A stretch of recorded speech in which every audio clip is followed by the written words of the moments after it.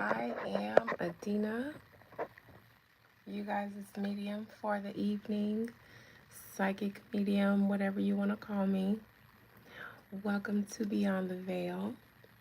If this is not your thing, you are welcome to leave with blessings and peace from me. If this is your thing, then welcome. If this is your first time here, welcome. I'm so glad to meet you.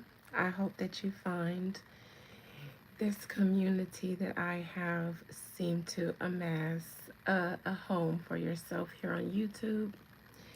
And if you are joining me and this isn't your first time, glad to have you back. Happy Monday, happy day of the moon to everybody. Good afternoon, good evening, JD. How are you? Hey, Jenny G. Happy Monday. How are you, ladies? So happy to see you guys. One second.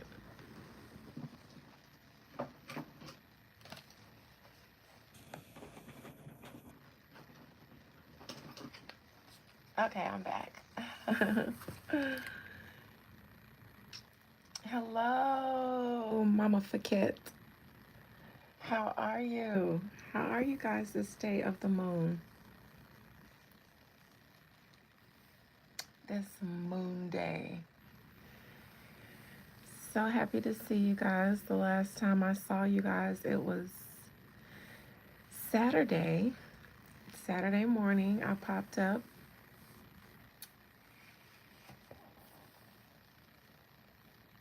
I don't see anyone telling me how they're doing. That is a rhetorical question. We shall not begin until someone tells me how they're doing on this Monday. I shall wait. Okay, good. Tierra, all the kids back in school today. Yes. Y'all was all posting pictures on Facebook of y'all kids. Don't lie. Y'all was up crying this morning, sending the kids off. Did anyone have first any first timers going off to school for today?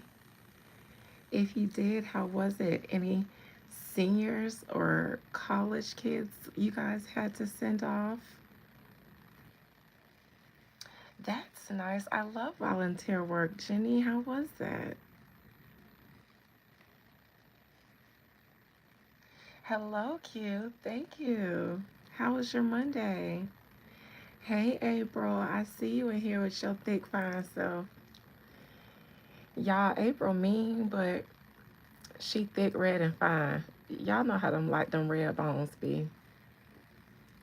Yes. Thick, red, fine red bone. Ah, I like that you enjoyed volunteering, Jenny G.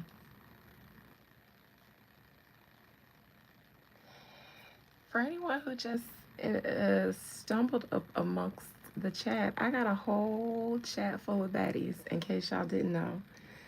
I have seen some of them in their Instagrams for myself, and I have lost count of how many baddies have come across Beyond the Veil. You guys will be surprised who's in this chat, man. We got Good Man Savannah in here. Shout out to Under Artistic Eval. That's a good man, Savannah, but he taking ladies, so stand down. And we got 4, 5, 6, 7, 8, 9, 10, 11, 12, 13, 14, 15, 16, 17. A whole lot of baddies off in here. I've seen them and I wouldn't lie. I just wouldn't even have said that at all. I didn't need to say that at all if they was critters. But I done seen more than I can count off in this thing. I was like, all right, all right, all right, all right, all right. Betty's come through. Yes.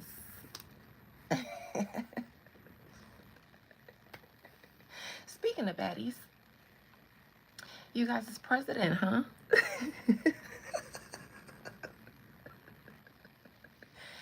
I bet your leather shoe does not look better. Your leather shoe doesn't look better than the creepiest of crawlers in my chat.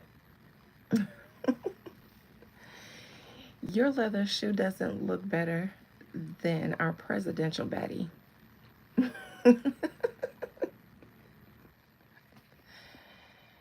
If your shoe doesn't look better than our presidential baddie, that's a bad shoe. That's a pretty nasty shoe.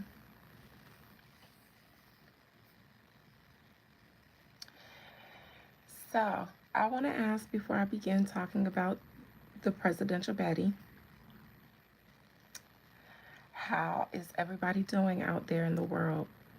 I know I asked a lot of y'all how your Monday is, but this is a general check in to see how everybody is doing in general, because especially if you live in any of the areas that Trump has decided to start his campaign on the hood.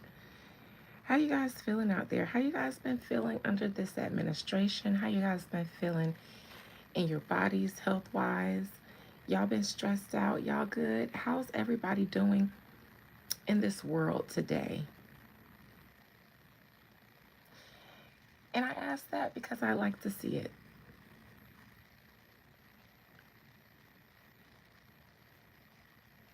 You're okay, sissy? I will wait before I say how I am. You feel unsafe, uncomfortable, very stressed and anxious, sissy? Okay.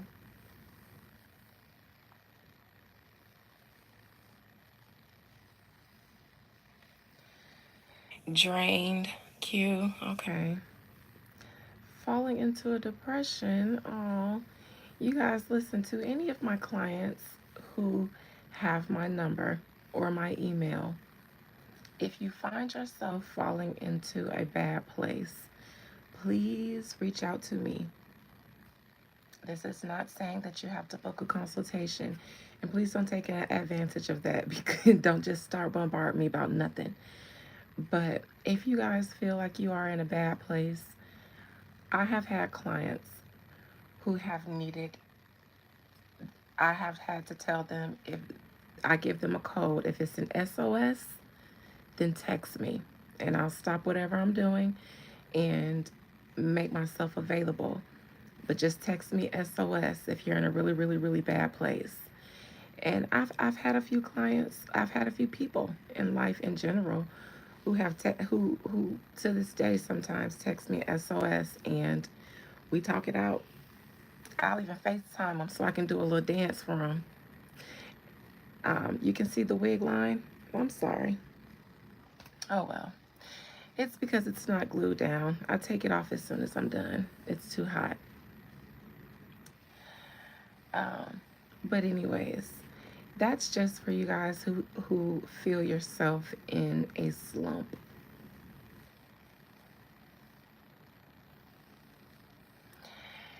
So with that being said,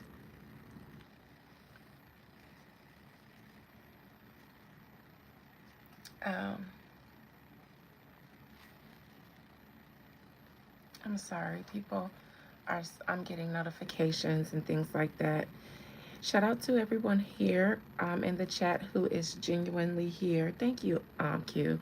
I was just going to say thank you for everyone who is genuinely here for Beyond the Veil with Adina, because I am being bombarded with nasty, nasty, nasty trolls.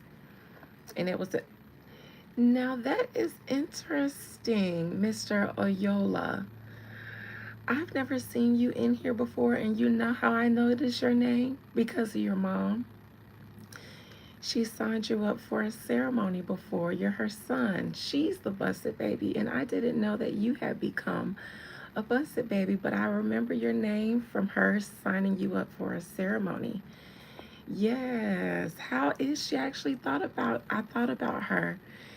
Um, she reached out to let me know a few months ago what was going on with you guys, and I wanted to give you guys space. But you being here too, oh, I'm so glad. See, I was just sending out my love to the people who are genuinely here for me. And I didn't even know that a busted, she's doing awesome. That is excellent. I'm so glad. It's a loyal busted baby. And I didn't even know that her kids was in here. But I noticed his name because she signed him up for a couple of ceremonies before. Um, So that just makes me happy that I have generational legacy busted babies in here. You guys, I got a baby busted baby roasting in the oven. I don't see mama pregnant busted baby in here, but we do have a baby busted baby in here. So shout out to everybody amidst all the trolls that just bombarded their way in here that April um, is kung fu kicking out of here. But shout out to all of you, you guys, because you make life so much more worth living. You guys are the cream of the crop, the creme de la creme of humanity. You guys, right here in this chat. And a round of applause for you guys. April ain't playing with them. She don't play.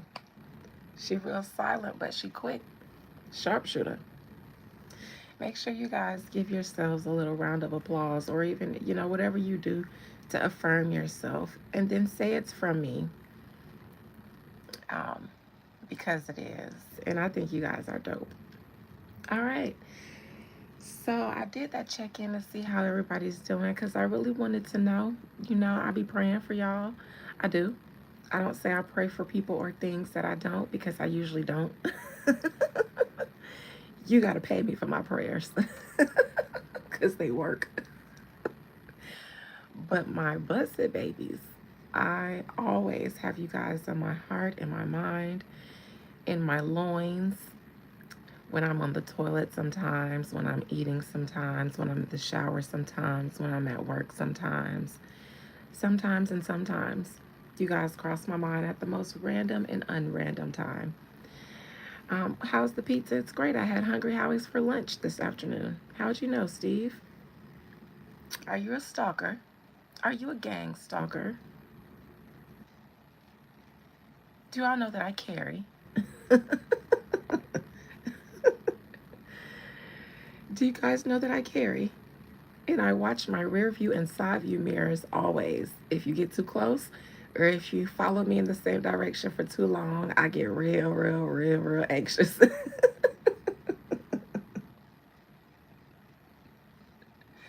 And I live in the country. So if you follow me all the way to my house and you turn on my road and it's a dirt road from in town somewhere, oh, we got a problem. I'm getting out. I'm getting out. As soon as we get on the dirt road, before we even get to my house, I'm getting out. And I'm going to say, hey, hey there. You lost, buddy? Because I'm from the country. I'm from the South. Hey there. Hello. You lost? Hey, what you looking for?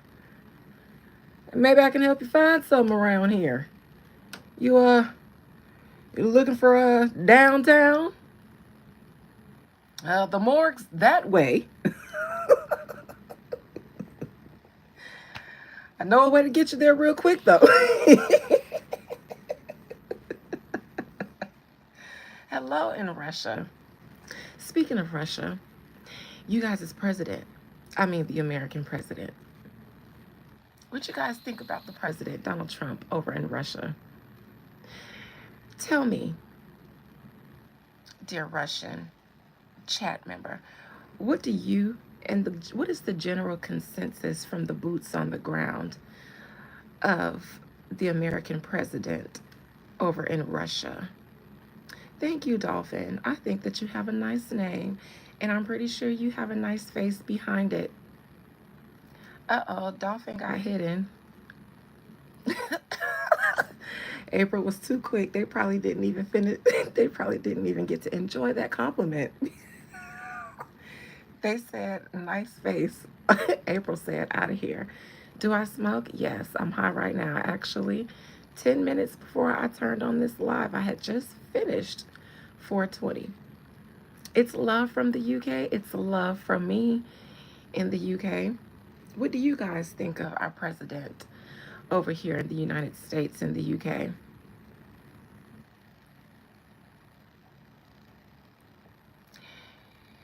Would you guys prefer beans and biscuits rather than to ravish and converse about our American orange president? Eh? The person from Russia didn't tell me what they thought about our president, so I guess I'll continue.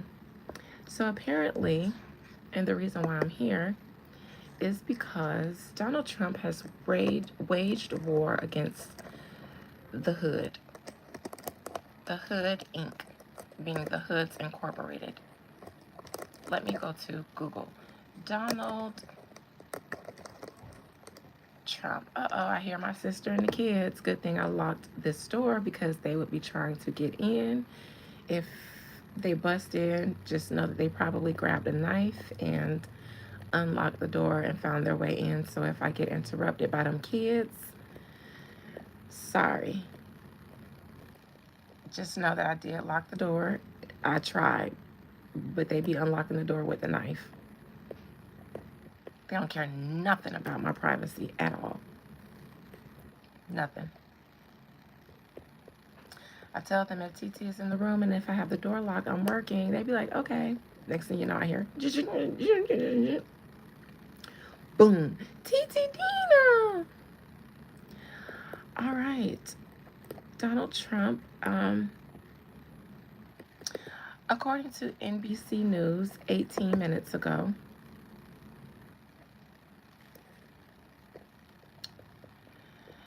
Donald Trump to deploy National Guard troops and federalize D.C. police in crime-fighting effort. Donald Trump and his militia is coming to a hood near you. What to know today? The National Guard. President Donald Trump said at a White House news conference this morning that he is federalizing the D.C. police and deploying the National Guard to the nation's capital as part of a crime-fighting effort. Democrats react. D.C. Mayor Muriel Bowser called Trump's directive unsettling and unprecedented, but said the city would cooperate with the administration to the extent that the law allows. Representative Jamie Raskin of Maryland said he plans to introduce a bill to undo Trump's order, calling it a textbook authoritarian maneuver. Speaking of Russia, Trump said Ukrainian President Volodymyr Zelensky would not be invited to his meeting with Russian President Vladimir Putin in Alaska on Friday to discuss ending the war in Ukraine. The D.C. Council issued a statement blasting Trump's moves as unwarranted and manufactured intrusion on local authority. Violent crime in the district is at the lowest rates we have seen in 30 years, the statement said. Federalizing the Metropolitan Police Department is unwarranted because there is no federal emergency. Further, the National Guard has no public safety training or knowledge of local laws. The Guard's role does not include investigating or solving crimes in the district. Calling on the National Guard is an unnecessary deployment with no real mission, added the council. Taking over our police department and deploying hundreds of National Guard members is not the hard work of public safety. It is a show of force without impact. Ooh, the sass, the shade, the council said. So, we're gathered here today because apparently, according to these headlines, President Donald Trump wants to deploy local police and the National Guard to crime-ridden areas in the metropolitan area of D.C. Let us take a moment.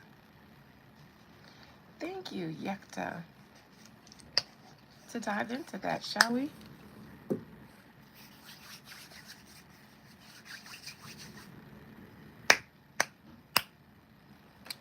For my members, we will be doing a members live after this.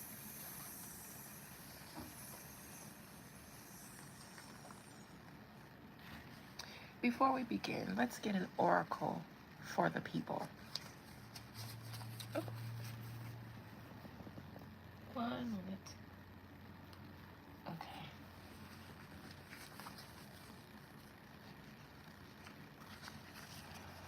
Okay.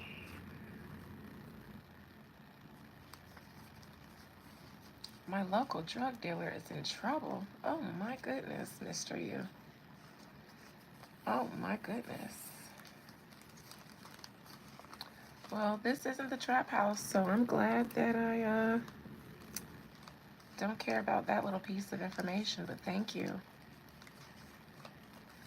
Thank you for your presence here. All right.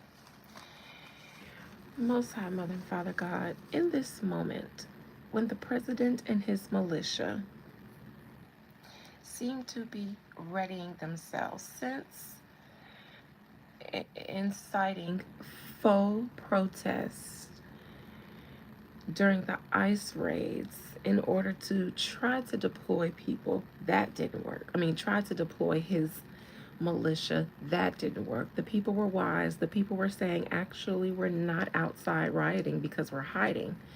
And if we're not hiding, we're getting our documents together. So actually, we're not rioting. So who's that out there? Because it's not us. And you notice nothing came of that.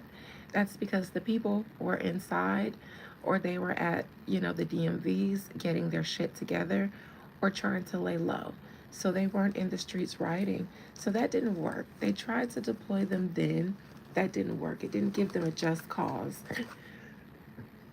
But that didn't mean that they weren't going to continue looking for a just cause or attempting to create one. So now let's just grasp at straws. The crime. Yeah, that. The crime. Yep, the crime in DC. But DC is like, yeah, but it's the lowest it's been in 30 years. So, and he's like, yeah, but uh the yeah, but the crime that it might be low, but it's still there. To the people of this nation, as it relates to the president and his attempt to deploy his militia upon them unjustly, what says the divine?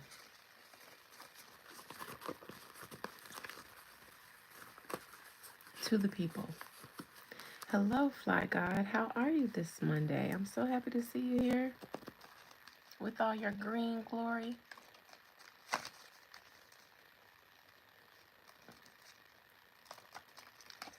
What says the divine to the people? Yes, I'm so glad to see that you're doing fabulous.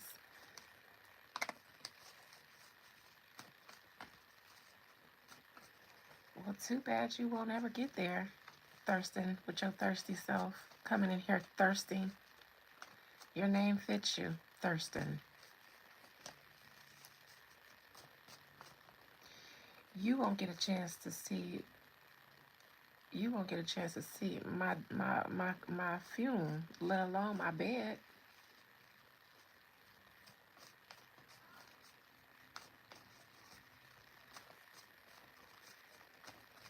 Message to the people from the divine in this climate where the president seeks to deploy his militia upon them any way that he can. Balance spirituality and practicality.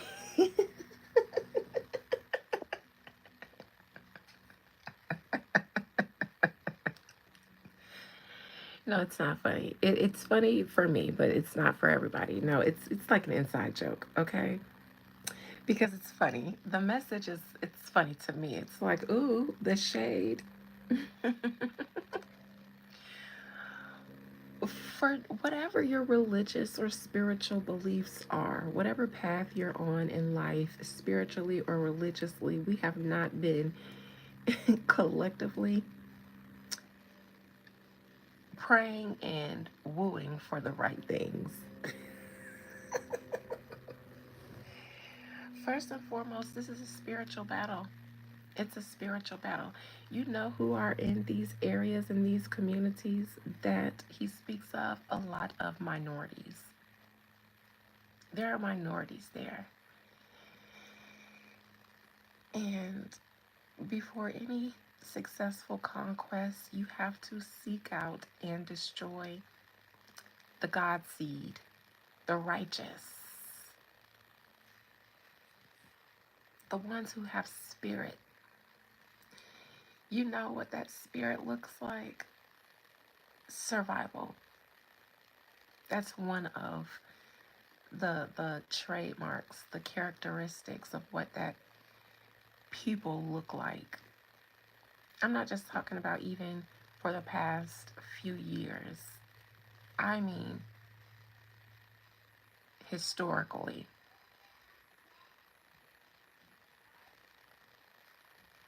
Minorities are some of the oldest groups of people. So that's why I say the God seed. Those are who are in those areas where they are seeking to deploy militia, crime areas, minorities. But they can't say that. Now remember, it was the minorities who they were blaming for rioting recently during the ICE raids where they sought to deploy their militia then. It didn't work. So now they're going to go into your neighborhoods because they couldn't draw you out. Now they're going to go into your neighborhoods.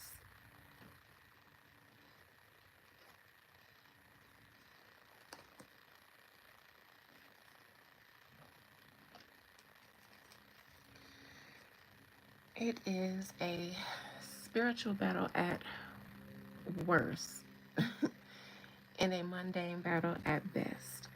And if you don't believe in something that has some power behind it, then fear is the least of your concerns moving forward.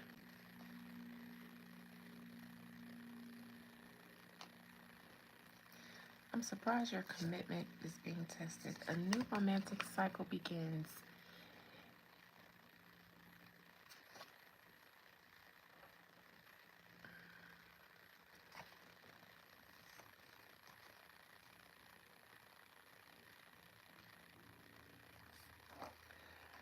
A new romantic cycle begins and a win-win outcome is forecast. Do you guys notice what's on both of these scales?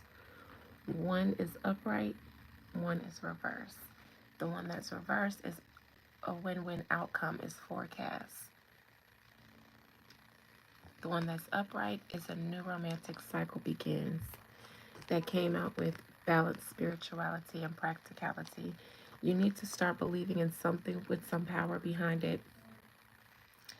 You can't necessarily just straddle the fence anymore with where you stand. If you don't stand for something, then you will be knocked down by anything. It's not even fall for anything anymore. We've fallen for plenty things at this point, and it's so ironic that I mentioned survival. Look to your ancestors because we have been surviving since the beginning of humanity when we were placed here by the divine and taught how to be civilized, which is how we survive since the beginning of time because we were taught directly by the divine how to be civilized.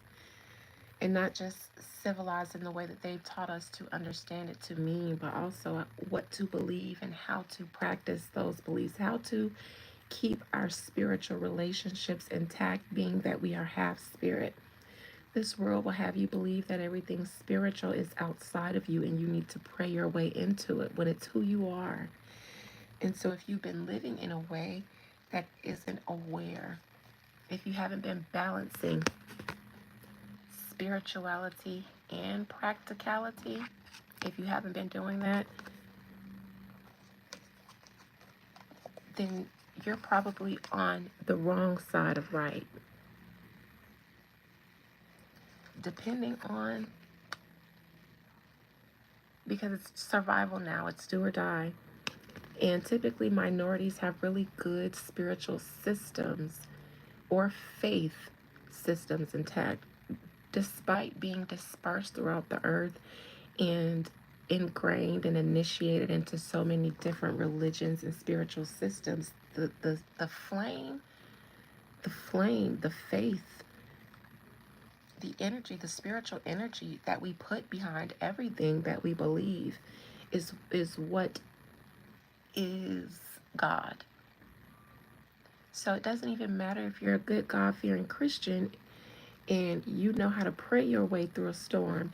It doesn't matter if you're a good God-fearing Ethan and you know how to divine and how to, petition and woo your way out of a storm. It doesn't matter. It doesn't matter if you're a good Santeria Cuban and you know how to, Santeria and Bachata or whatever your way out of a storm.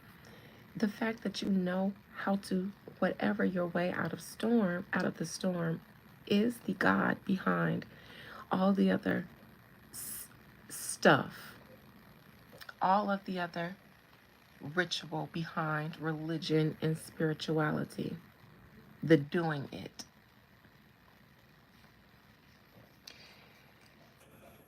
So if you are afraid, and it's interesting that I did that check-in to ask how you guys are doing. If you are one of the people who are afraid or weary, anxious in this time because of these times, look to whatever historically has been in your blood and your roots that has gotten us from the beginning of time to these times, and that has caused us to survive every up and down in history. Absolutely, DC. And if you have been so far off from any roots of yours, start somewhere and trust that your spirit will guide you the rest of the way to where you need to really go. But that's one of the only things that can keep you on either side of these scales here. Because unfortunately, praying for the world or for our administration to change is why a new romantic cycle, but actually it was this way. A win-win outcome is not forecast. Only a new romantic cycle begins is the right way. And that is with your roots, with your spirit, with your God, with your belief. Whatever makes you feel whole outside of just what you see going on in the world, whatever gives you some extra power, strength, hope, find it, because you will need it. And that won't even be enough. That's just a place to start. You're also going to need to know how to survive in these days, and every man according to his own tribe. So it is good that you find your roots and know which side of history, past and present and future, you and your people, your tribe are on. If you and your people are on a side that may be in trouble, then you're gonna need to know how to call or pray to your God and say, hey, my people are in trouble, but I don't want to be a part of the trouble. So show me the way. And you'll find it. We're not in a time of grace now. We're in a time of no, you gotta choose. You can get help, but you gotta choose. Monica, you said hello and bye. I don't know why you're still here. Obviously, there is nothing here for you. So with grace, with love, and with peace, be blessed. But see your way out of here.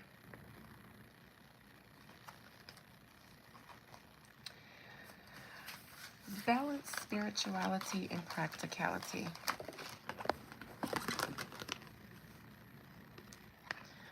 Find your roots and follow them.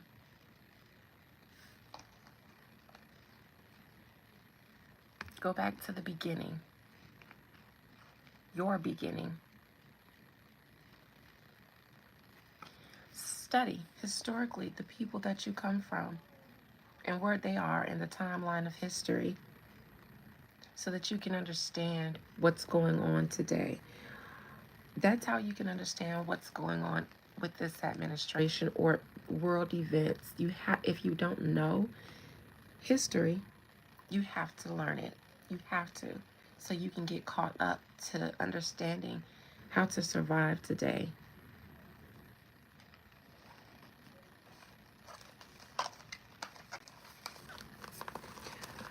Spirit, why is the Fool card so important for balanced spirituality and practicality?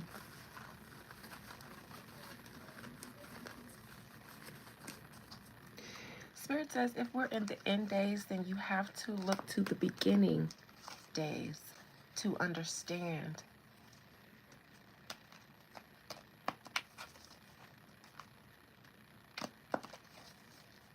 Why is the Fool card so important for balanced spirituality and practicality?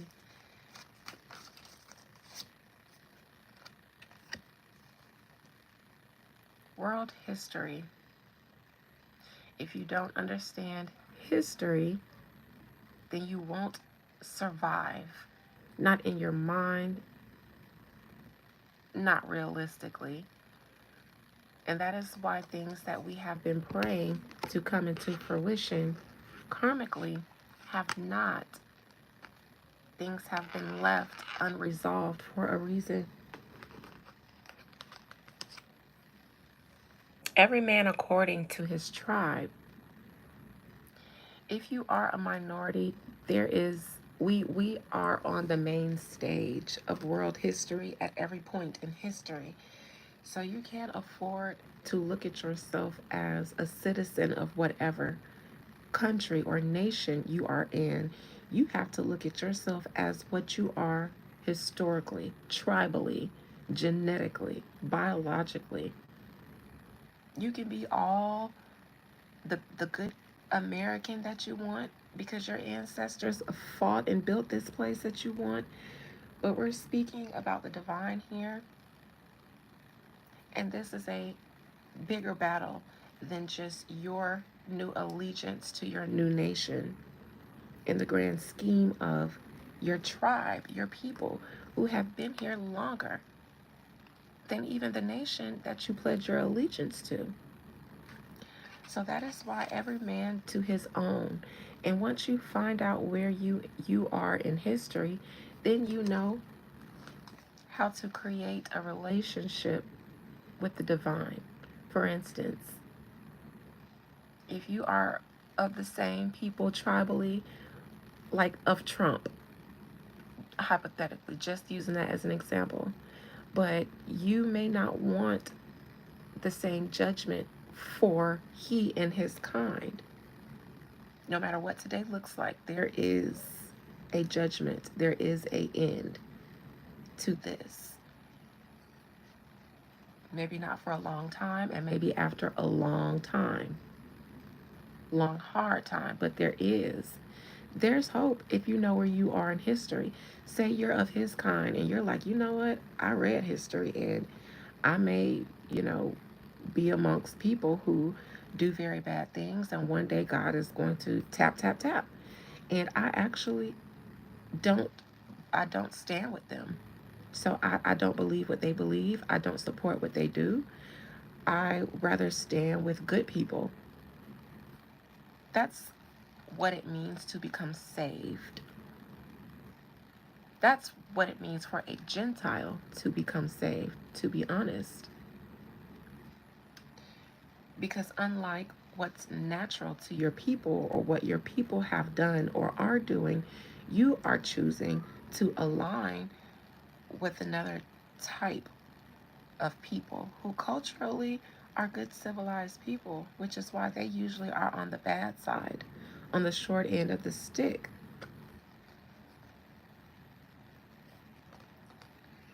Um, Well, I don't care about you caring about a political leader. I don't want you to care about a political leader. I want you to care about yourself, my dear masturbator.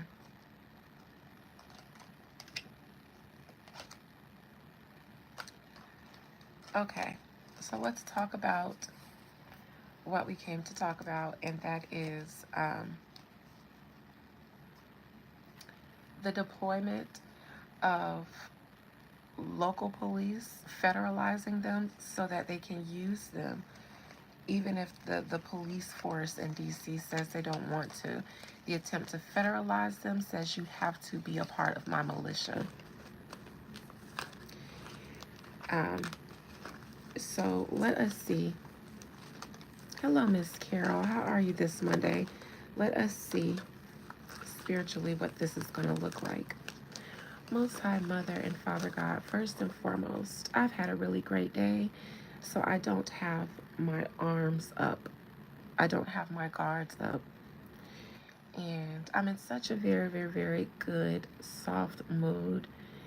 The butterfly ceremony concluded today that I want to rest here. And I don't want to fight with any trolls. So I ask that you erect walls of protection around me during this live just so that I can get through it and focus and keep my peace, keep my happy mood without being distracted majorly by any trolls. Thank you for everybody's presence though, and thank you for theirs because they add to my views. Thank you for YouTube for being a gracious platform, and thank you for every soul watching this video or listening to the sound of my voice.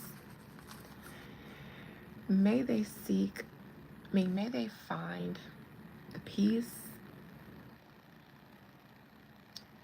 even if it has to pass all understanding. May they find the peace that they seek. Those who seek peace, may they find it. Those who seek chaos, may they find it. I ask, Spirit, please allow me to look into the actions of President Trump as he attempts to federalize the police force in DC so that he can use them and deploy them into what he calls crime-ridden areas. And I don't believe it's just DC. I believe it was DC, Chicago, New York, and maybe a few other places that were being considered. Please allow me to see into the mind, body, soul, spirit of Donald Trump and his actions regarding his attempts to deploy his militia into what he calls crime-ridden areas throughout this nation.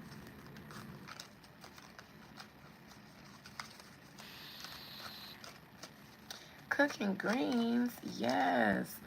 And you guys, the original butterfly ceremony is this Friday. I only did one on the Lion's Gate because I had so many people who had already signed up. So it's not too late if you want to join the one on Friday. You still can. Just email me, beyondtheveiladina@gmail.com. Sending love and blessings right back at you, Miss Carol. Hello, Raj. I'm going to try to make this quick and get up out of here so I can do my members live. What do I think about this country? I don't. Hey. Yes. Who is it? Which one of y'all is it? I'll come out in a second, honey. Hi, Nyla and Lauren. You guys don't bang at the door. I'm busy. I'll come out in a second. Thank you. I told you guys. And they were absolutely trying to break in. So yes, Raj, I don't think about this country. I just think about myself and what I can do to empower myself.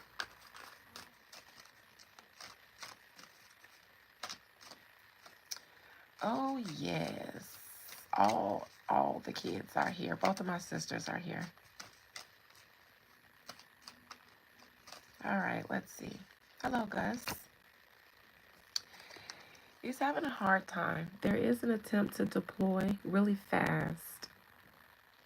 They want to do this really, really, really bad. They want to send them into these communities really, really, really bad, really, really, really, really fast.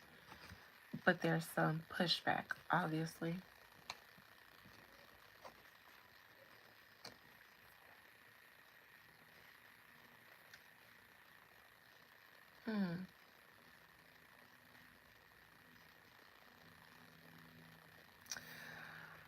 I don't know if this story was supposed to be picked up in the media the way it was. I think something about this was supposed to try. I think they wanted to do this quietly, or have that bill passed to federalize the police force before the media publicized it. Hence the pushback. For some reason, I think that if the media hadn't have blown this up, it might have been easier for some reason to push this through. Not saying they would have been able to do it guaranteed, but it would have been easier, it seems, than the public being so aware about it. So I think they were trying to sneak this through so that they can just, like, you guys wake up one day and the police are outside and you don't know anything about it until you turn on the news, and then you find out about it when they're outside.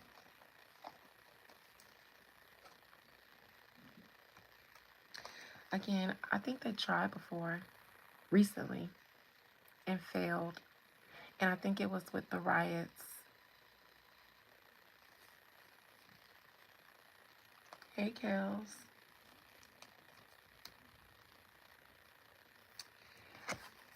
I don't think they're going to be able to pass that bill, even though there are at least 3 major parties, not people, parties, who wanted to do this.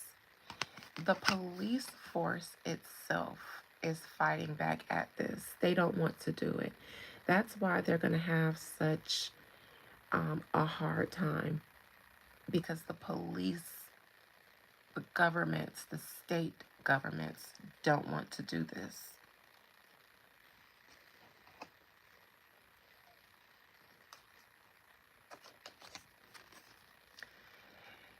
They want to deploy their militia, but they want to at all costs. Whether there's a reason to or not, this is very authoritarian. Whether there's a good reason to this, I would say it's probably a good reason. Whether it's a good reason or not, they want this. They want it. They want to militarize the police forces, and they want to militarize the communities.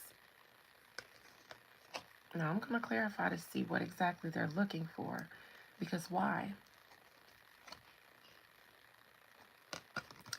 They're looking for certain people. They're looking to get into certain communities. Yes. No, I'm busy right now. Certain communities. Certain people in certain communities.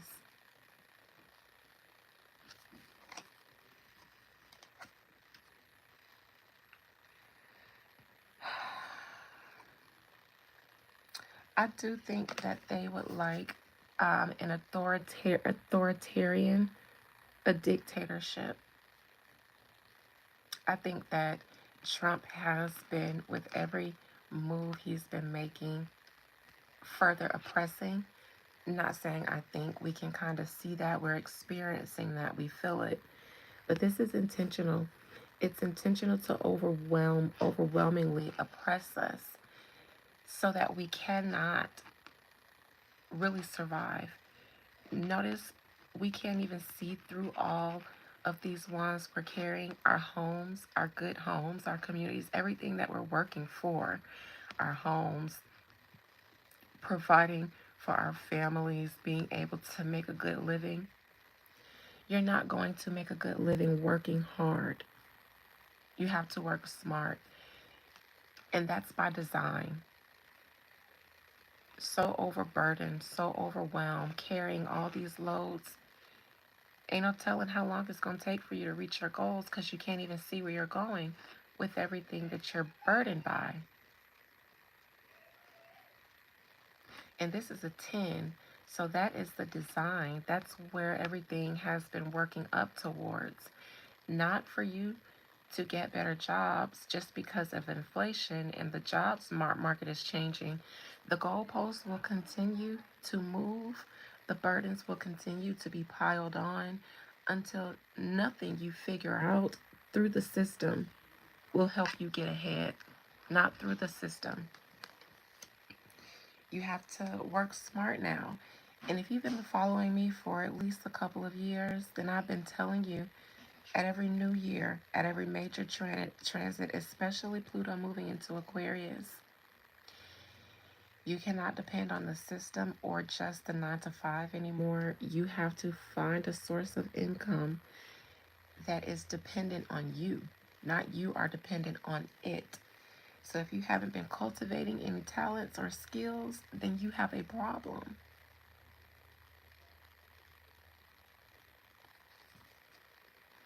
Now is the season for innovation, thinking outside of the box, trying something new. All right, external energy, dictatorship. What what is happening already? It's just not fully implemented because the old guard is still fighting the new guard, but we already have a new world order even in the United States of America. It's just happening slowly, so we don't realize that we're already under one. And we have been before the orange man, but he, the orange man, doesn't he have blonde hair? Orange skin, blonde hair. He is supposed to rule it the way he is. And I've been saying that as well too. He's doing what he's supposed to do, what he's been elected to do. And it's almost like there's such a great number, a part of this new world that he is supposed to establish, that everybody else who isn't on board is still fighting the good fight, but they're almost overwhelmed because he even has the first American Pope in history. And even before that Pope was announced, President Trump posted a picture, a meme of himself being the Pope to let everybody know the next one is mine. I even took over the great and mighty Rome. That was the old beast. After Rome, the New World Order. So he is already, you guys are saying he's trying to set up a dictatorship. He already has.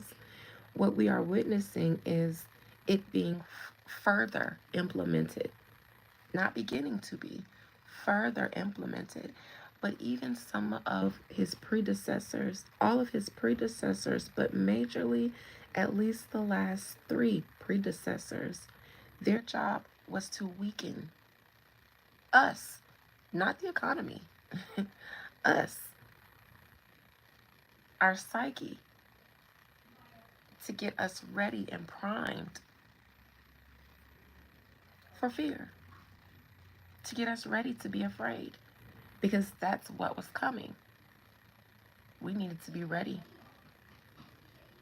So they ease the tip in and then just ease it in more and more and more. Piece by piece, we got traumatized by things, COVID, and you know, all kinds of things happened after that. Me Too movements, and just the world start falling apart. Now we are used to seeing the fall apart. It is normal to us now. So now we can accept the New World Order better because we've already been broken from it in our consciousness. That's what the previous at least 3, or I'll say 2, administrations were for. To get ready for this one, to get us ready for this one. Now he's just going to implement it in the system. We already consciously are just like, what the fuck ever. Like at this point, what the fuck ever. That's where they need us to be.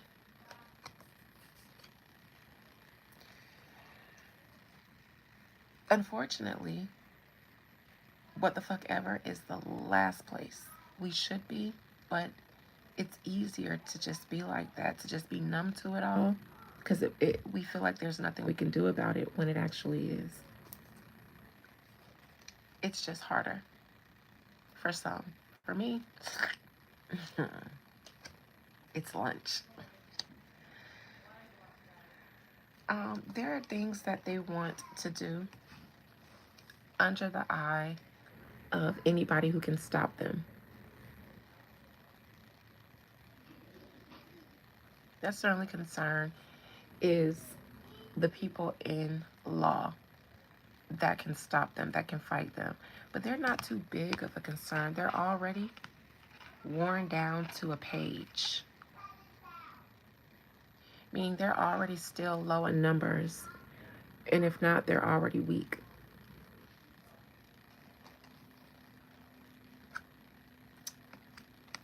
Good luck.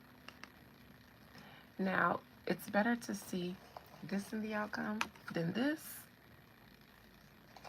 But they're going to keep trying, and they're going to keep chiseling away at the old world and the old Constitution for everybody. Shit. He said he's meeting Putin on Friday. You don't think that they're all preparing all of themselves for the new world? So it's not just the U.S.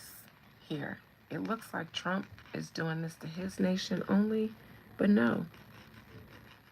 Other nations, a part of the New World Order that are already in allegiance with it, will only be communicating how to implement their part of the plan. Our president, for some reason, is the big dog, but there are other nations who are weakening their economies too. Might I say, through war? Constant war that nobody seems to be interested in peace about, that their citizens have never been interested in fighting, but it continues. You guys' psyche and your economies are being weakened too, just like ours. In fact, longer than ours.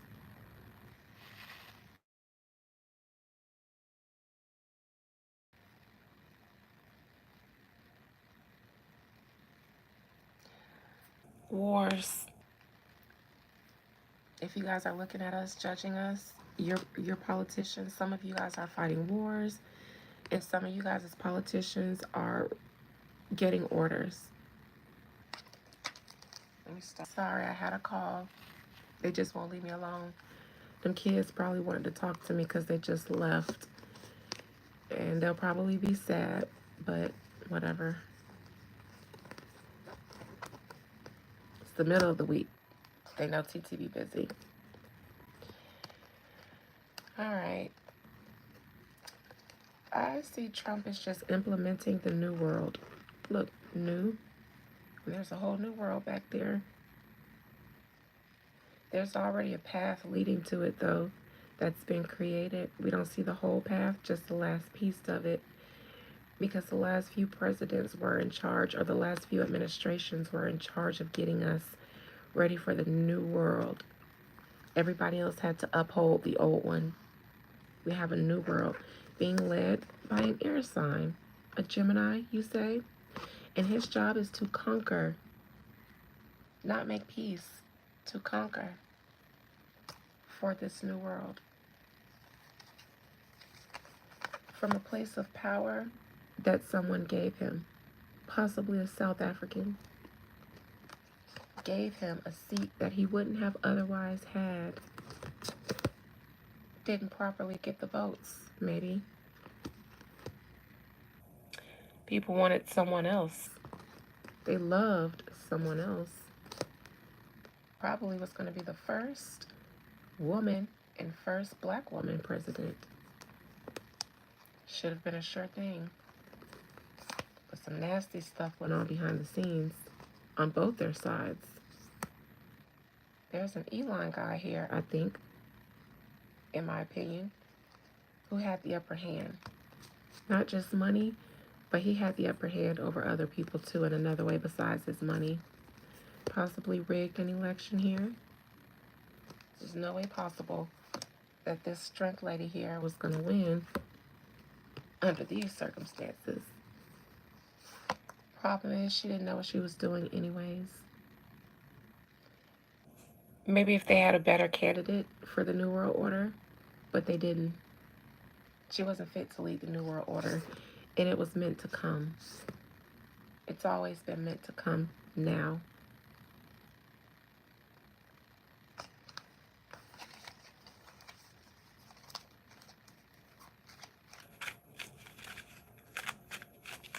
It's not that they didn't like it's not that they didn't like your girl Kamala. She wasn't fit. She's not a conqueror. She's not a conqueror. She would have been perfect for the old world, not the new world. And she might have been perfect for the new world after it's already fully established, but not during the conquering phase.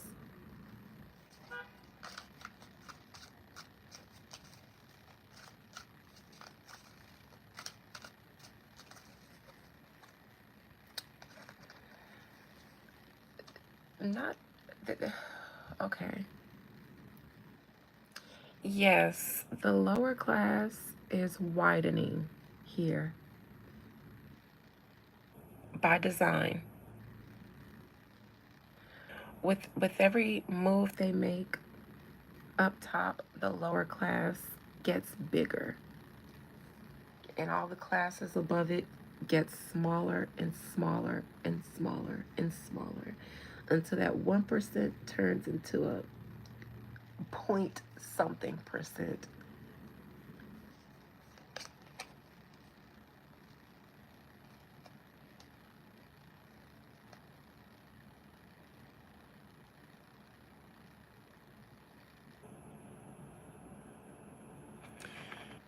Okay, here's Trump and his orders. He's going to continue to change the laws, legislations, constitution, even piece by piece. Piece by piece. It never just happens outright where they say we're going to reconstruct again the Constitution. No, no, no. They chisel away at it. Chiseling.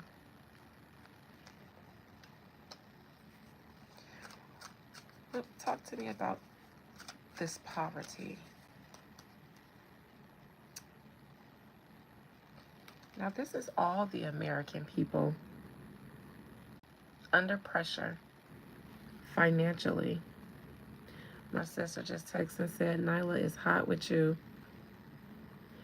Some of the sacrifice that I do for Beyond the Veil, now my niece is mad with me because I didn't have time for her while she was here. So I may have to go over there tomorrow, not tonight. Now I feel bad.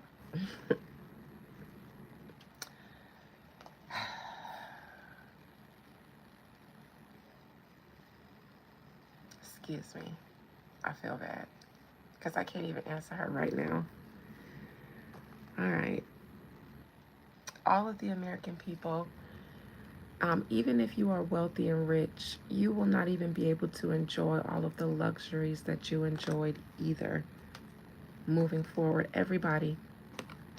10 of Pentacles in reverse, 5 of Pentacles, and the Empress in reverse.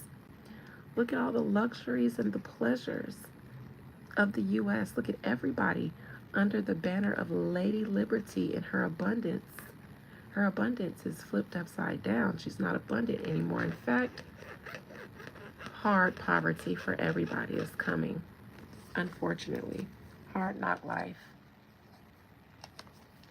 Sad days. I can't even say that the outcome is great. Sad days. Very sad days. Very hard days. If you are more materialistic than spiritual, this is going to hit you bad. I predict good working people taking themselves to glory. Within the next 5 years, I see people losing homes, losing jobs, and not knowing what to do under this administration other than this. Upstanding citizens, not minorities, because we used to this shit. We ain't got much to lose. Those who have been working hard and building up things for themselves, you guys, unfortunately, I see suburbs in my mind. I see, what is it? Is it white collar or blue collar? Which one is upper? Corporate world. You guys are the one who it's going to hit harder. You guys are the ones in the stock market who thrive off of the system and have been middle class to upper middle class. You guys are the ones who are going to wake up one day and have things gone. Think about 2008, 2009 stock market crash, but worse. And I'm saying worse because Trump is a conqueror. There's a new world being created. So there is no trying to rehabilitate the system once it's being dismantled. It's supposed to, so that they can implement something else. And then there's a new playing field there that you haven't built up equity in. So it'll be like starting over from the ethers for you. Yes, it's already upon us, Nikki, or is it Nisi? It's already upon us, but it's been eased in. I'm saying there are some people, there is a subgroup of people who will feel it harder in about 5 years. Could be less than that, but I'm saying in about 5 years, I see the landscape of people being significantly changed. Yes, a Great Depression, but shit, I just see us seeing headlines one day. We won't even know people were depressed. Just imagine waking up knowing that everything, and there's no option, laws being changed and everything. I do see another Great Depression because a lot of people are still trying to change and adapt in the system when the system is being dismantled. So their hope is to adapt with the changes when the changes are not meant necessarily for you to survive if you are not wise enough. And I mean wise enough meaning some people are going to actually thrive. The meek shall inherit the earth. This is the season that happens. But the ones who already were inheriting the earth, whoa. So this is why I'm saying there is a way. There is a way. But you got to be wise within yourself. You got to tap into yourself. You got to say, okay, self. And yourself got to say, And you got to say, what can I do to build something that's mine? What can I do to build a house? What can I do to build a survival, what do they call those?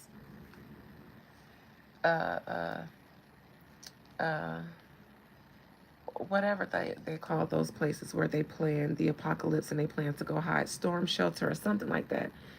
Bomb shelter. What can I do to build a bomb shelter? within my life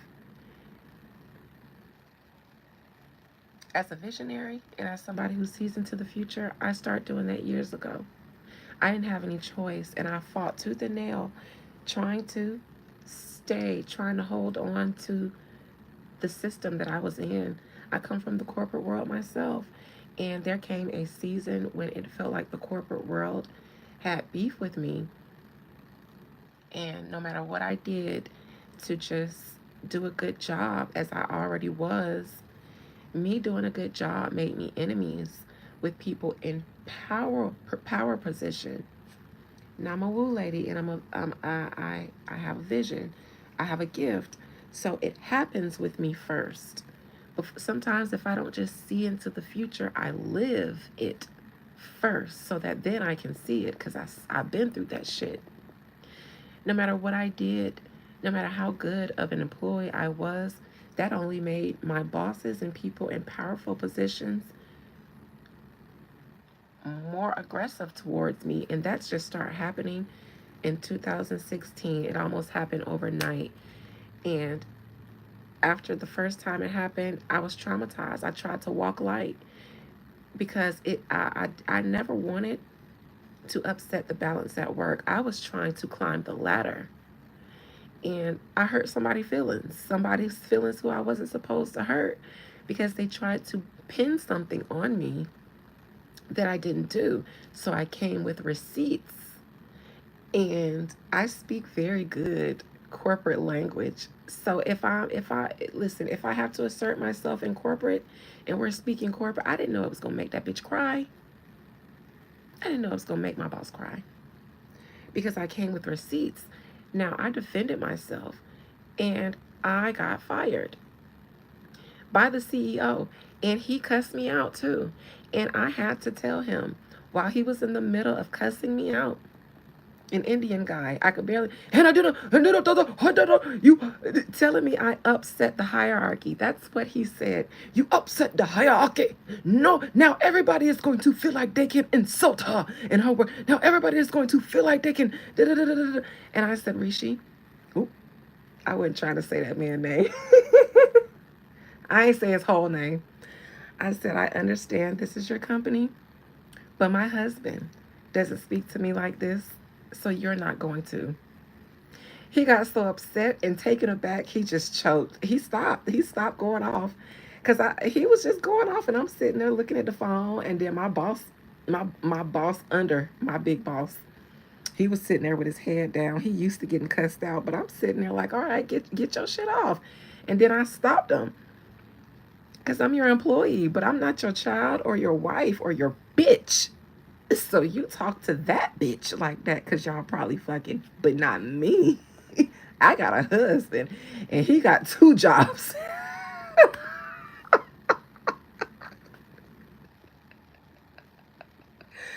Listen, I had no idea that one of the people that was CC'd on that email that I sent her, I had no idea that they forward that bitch around the whole office, because she was the big she was the wicked witch of the west, and nobody was allowed to come for her. She could do whatever she want, and the CEO was never in the country. So if he wasn't there, because everybody says, when I got there, I said, what did she do to get this position with him? They was like, she knows where the bodies are buried, and she was with him since day one, and she was from Colombia. So I imagine I can, yeah, all right, I can see why he hold her down, and why he gave her such a high position without that bitch having the experience or the knowledge, or the accolades to back it up. But she had no degree. She was, anyways. They forwarded that email around, and everybody was huddled up in everybody's cubicle reading it. It was snickering going on, y'all. I got cussed out so bad by the CEO. He didn't fire me then. He cussed out my ex-boss, because he felt like she should have checked me. He shouldn't have. He felt like I probably told her I was gonna do that, and she should have told me not to. And by do that, that meant sent the email. But when I came out of that office, from off the phone with my CEO, why was everybody clapping for me?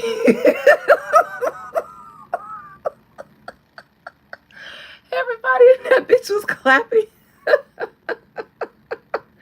That's what got me fired. That's what got me fired. Because I came out of my office, everybody was clapping. I went to go get me some coffee out the machine. And I went back, I had to pass her office, and she was in there crying. Her baby daddy, he worked there too. But he was a simp. He was in her office patting her face down with wipes and shit. And I was like, no, the fuck, this bitch is not sitting here crying. I didn't cuss at her. I didn't say one curse word or nothing. Everything was receipts and corporate stuff. You fucking up. You fucking up.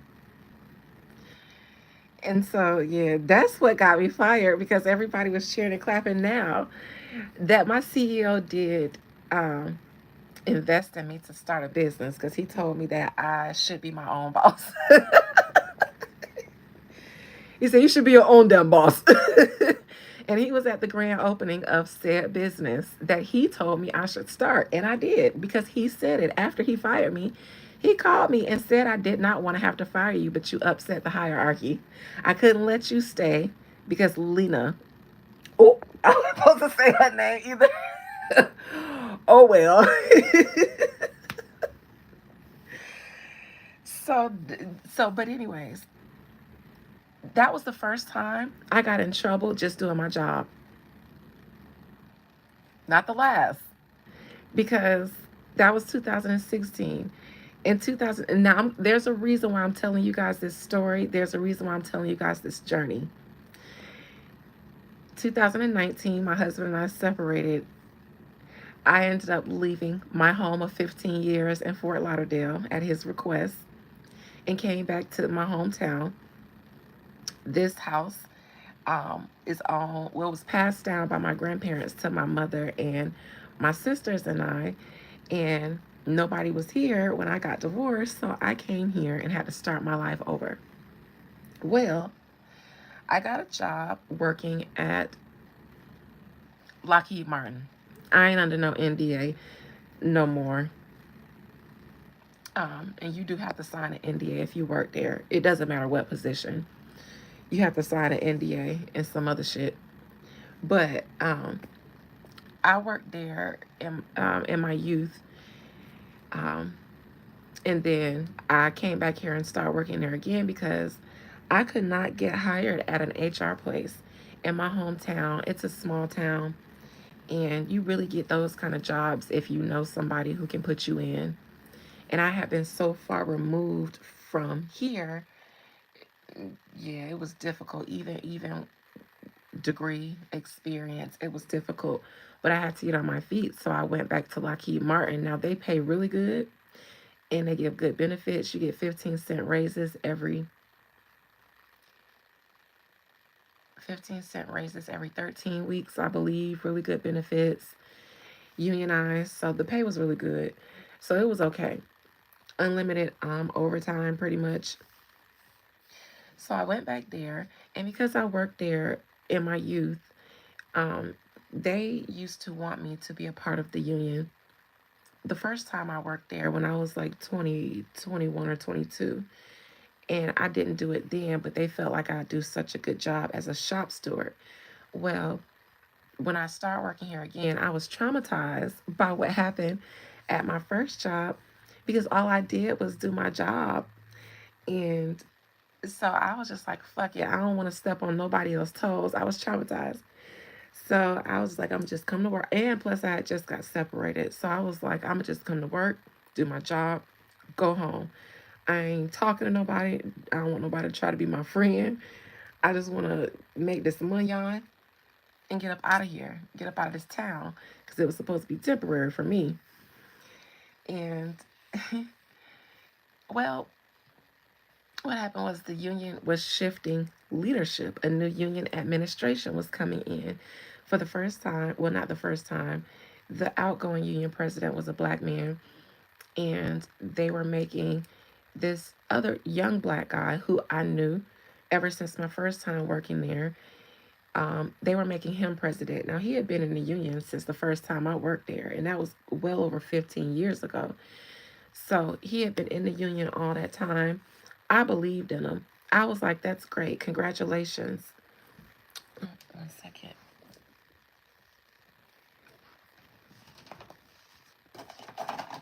Okay. I believed in him. Congratulations, all that good stuff. Kept my head down. Well, the union president came to me one day, the outgoing union president, and was asking me to be a part of the union leadership. And I said, absolutely not. Absolutely not. And he didn't respect it. He asked me for like a solid month.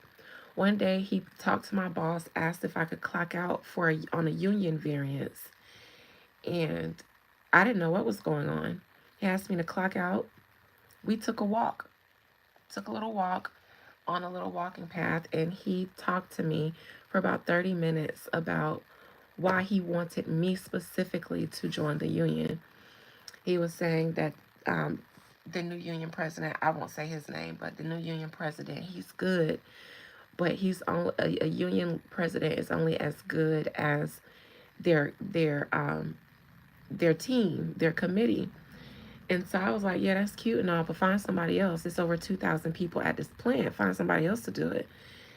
And he was just like, yeah, but I think he'd be better. I think he'd be more effective with you.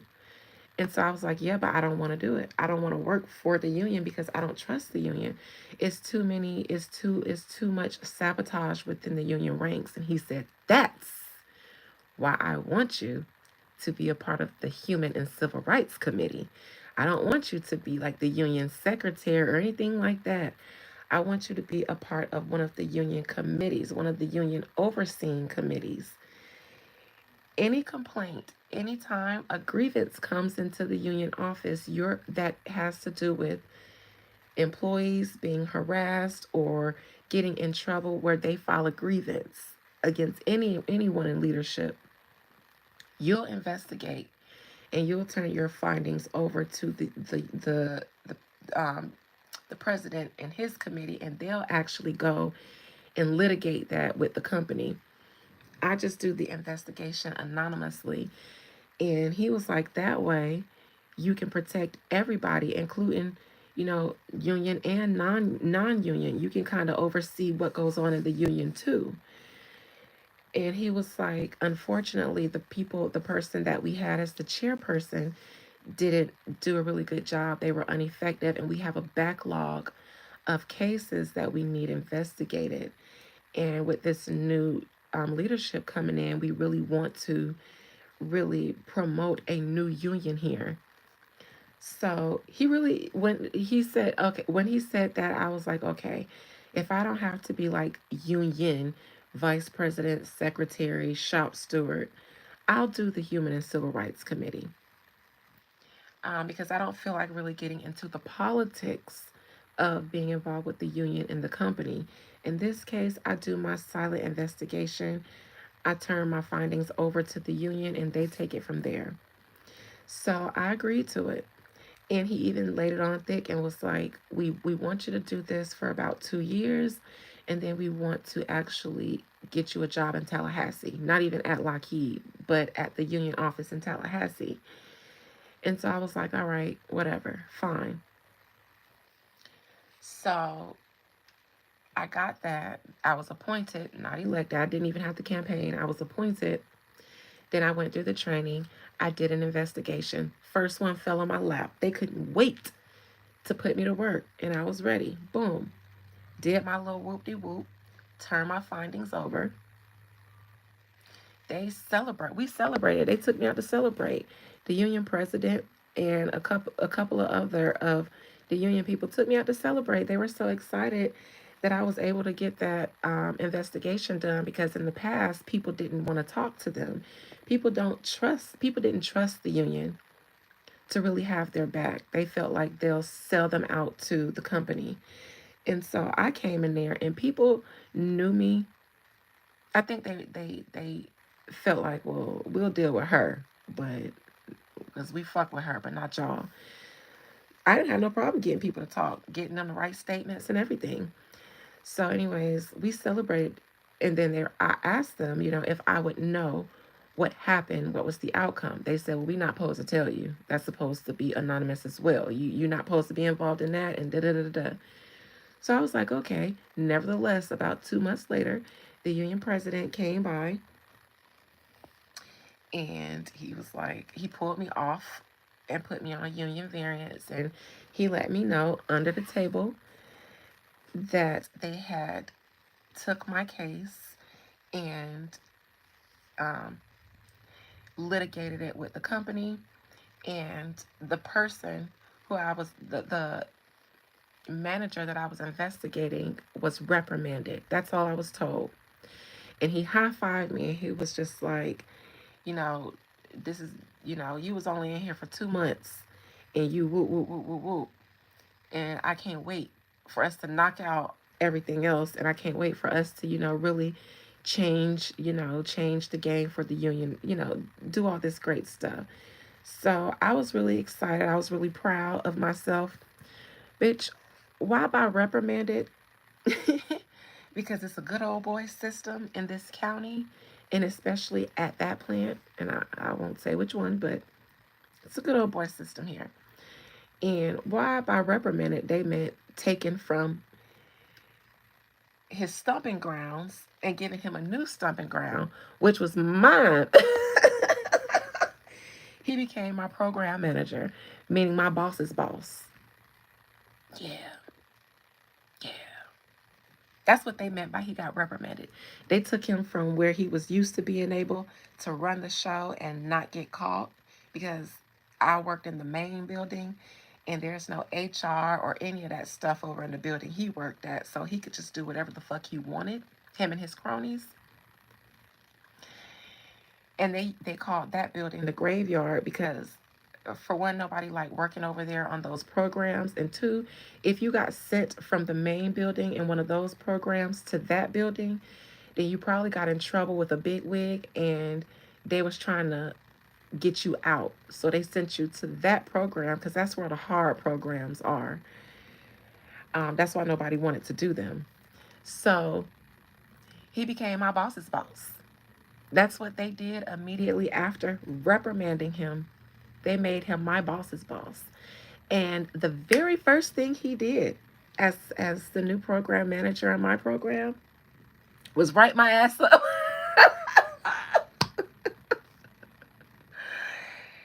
He went and sat down with my boss and said, "Well, all right, let me see her stuff. What mistakes has she made in the past year and a half that we can, I'm saying, oh, oh, oh, oh, we got some here. We got some here. A defect. A defect that was over and done with. I made a mistake, and they call that a defect working at Lockheed Martin.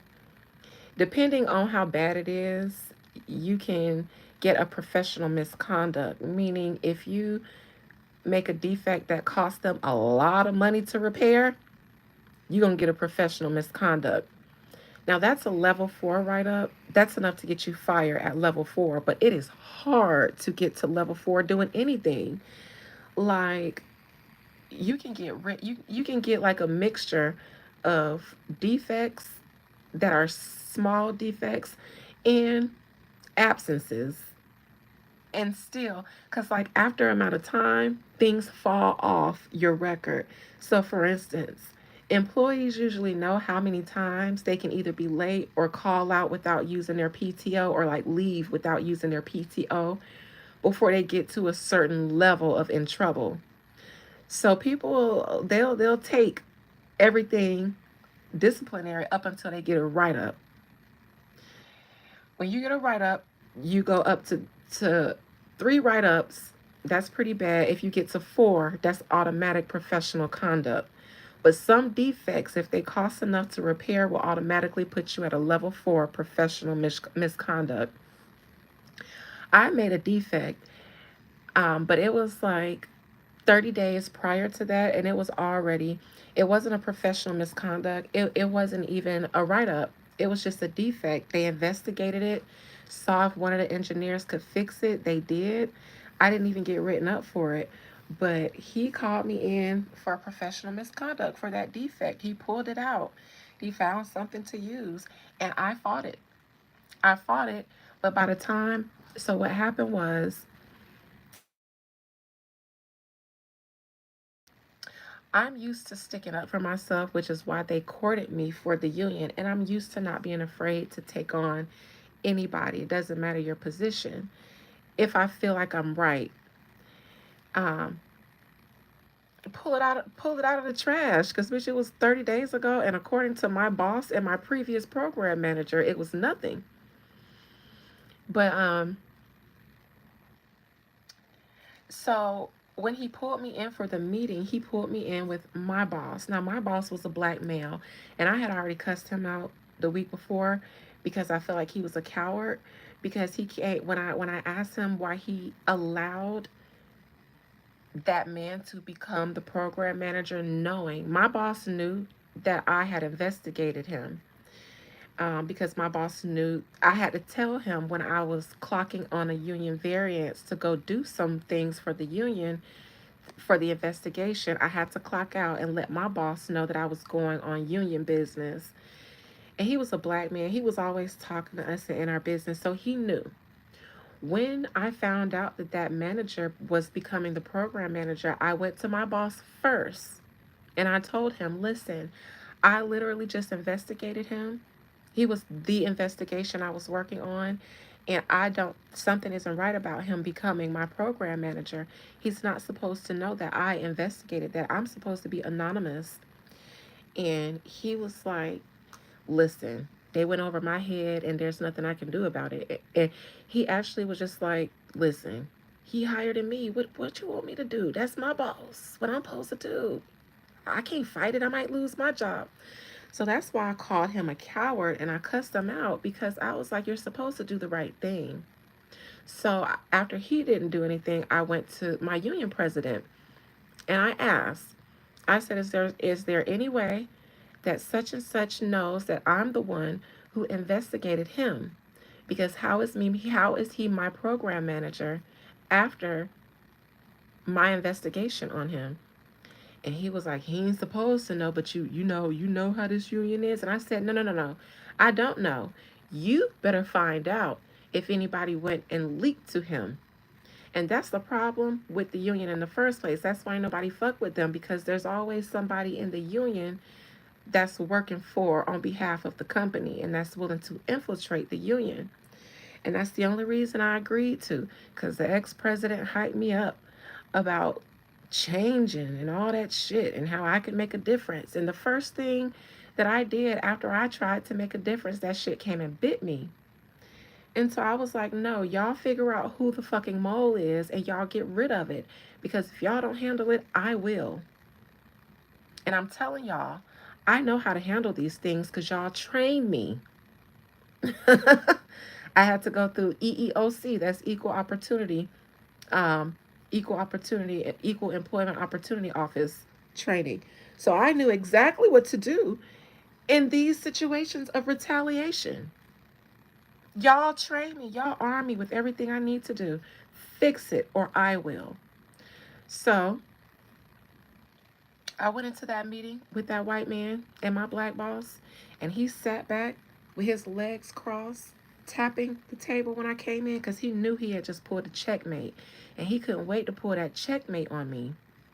So I sat down, and the first thing that he said was, "So what is this? I see you made a royal fuck up, huh?" I was taken aback. I was taken aback. When do people talk to employees like that, especially at this prestigious company? When do y'all talk to people like that? We got unions and police officers and military personnel out here. When do y'all supposed to be patriotic out here? He said, "This is a royal fuck up, isn't it?" And he had this little good old boy smirk on his face, and I instantly knew. My spirits was like, "All right, Dina, don't pop off. Don't pop off. Not even if you are right to do so. Don't. Handle it different this time."